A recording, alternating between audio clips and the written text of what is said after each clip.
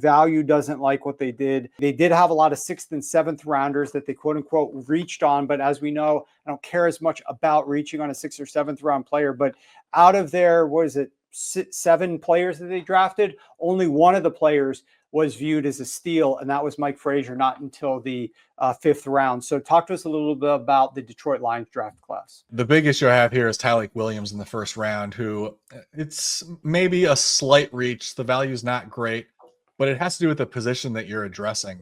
This is sort of a long-term need, but in the short term, it's not even close to a need. You've got plenty of players on the defensive line who are going to contribute right away. You just re-signed Levi Onwuzurike.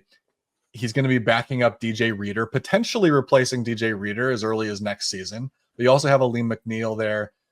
That's a deep group of guys, and you don't need that. Now, if they were drafting, earlier, if they were a little bit further away from development and they wanted to plan ahead for when you're losing a veteran like DJ Reader next year, potentially, I could be more okay with that. But the Lions are right there knocking on the door of a Super Bowl. And they drafted someone in the 1st round who will not help them get there. Williams is just not going to have a meaningful impact on the roster in 2025. In the future, maybe. I'm not going to crucify them for taking it. The value's not terrible.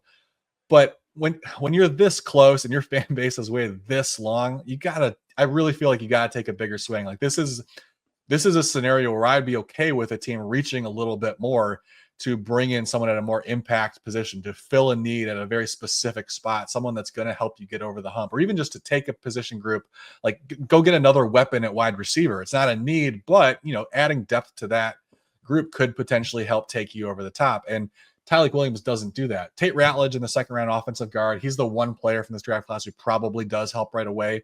He'll compete with Christian Mahogany for a starting job at guard. He'll have a decent chance to win it. But then Isaac TeSlaa, like you mentioned, in the 3rd round, they did eventually go get a wide receiver with him.